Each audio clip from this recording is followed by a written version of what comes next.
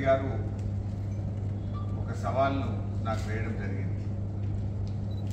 రేవంత్ రెడ్డి గారి యొక్క సవాల్ను నేను స్వీకరిస్తా ఉన్నా. ఎందుకంటే ముఖ్యమంత్రి రేవంత్ రెడ్డిది తొండి రాజకీయం. ఎన్నికల్లో ప్రజలకు ఇచ్చిన వాగ్దానాలను అమలు చేయడం అధికారంలోకి వచ్చిన పార్టీ బాధ్యత. ప్రతిపక్ష పార్టీగా ప్రజల తరఫున ఇచ్చిన హామీలను అమలు చేయించే బాధ్యత ప్రధాన ప్రతిపక్షంగా మా మీద ఉంటుంది. ఇవాళ రేవంత్ రెడ్డి గారి పరిస్థితి ఏంటంటే గ్యారెంటీలు అమలు కాక కాంగ్రెస్ పార్టీ గ్రాఫ్ పడిపోతుందని చెప్పి ఆయన ఇవాళ ఆపద మొక్కులు మొక్కుతా ఉన్నాడు. దేవుళ్ళ మీద ప్రమాణం చేస్తూ మళ్ళీ ప్రజలను మరోసారి మోసం చేయడానికి ప్రయత్నం చేస్తూ ఉన్నాడు. రేవంత్ రెడ్డి గారు ఆయన చరిత్ర అందరికీ తెలుసు. గతంలో కొడంగల్ ఎన్నికల్లో ఎమ్మెల్యేగా నేను ఓడిపోతే రాజకీయ సన్యాసం తీసుకుంటానని సవాలు వేసి ఎన్నికల్లో ఓటమి చెందిన తర్వాత మాట తప్పినటువంటి వ్యక్తి రేవంత్ రెడ్డి గారు. తోక ముడిసిన వ్యక్తి రేవంత్ రెడ్డి గారు.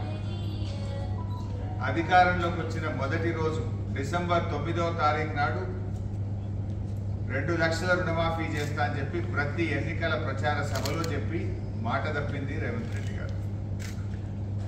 6 గ్యారెంటీలను డిసెంబర్ 9వ తారీఖు నాడే 6 గ్యారెంటీలు 13 హామీలను అమలు చేస్తూ తొలి సంతకం పెట్టామని మాట తప్పింది రేవంత్ రెడ్డి గారు, కాంగ్రెస్ ప్రభుత్వం.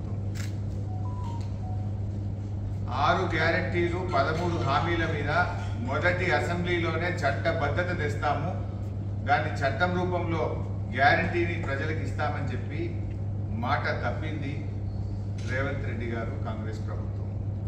అంటే మాట తప్పే నైజం మీకున్నది రేవంత్ రెడ్డి గారు.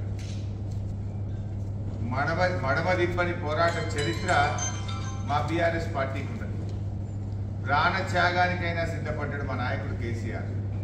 పదవీ త్యాగాలు, ప్రాణ త్యాగాలతో సిద్ధపడి ఇవాళ తెలంగాణ సాధించిన చరిత్ర మా పార్టీది. మాట తప్పడం, పూటకో పార్టీ మారడం నీ నైజం. ఇవాళ ముఖ్యమంత్రి గారు ఏంటంటే ఓ తొండి వాదన. ఎన్నికల్లో ప్రజలకు ఇచ్చిన హామీ అమలు చేయమంటే నువ్వు పార్టీ రద్దు చేసుకుంటావా అని ఓ తొండి వాదనను ఇవాళ అతి తెలివి ప్రదర్శన చేసే ప్రయత్నాన్ని ఆయన చేస్తూ ఉన్నాడు.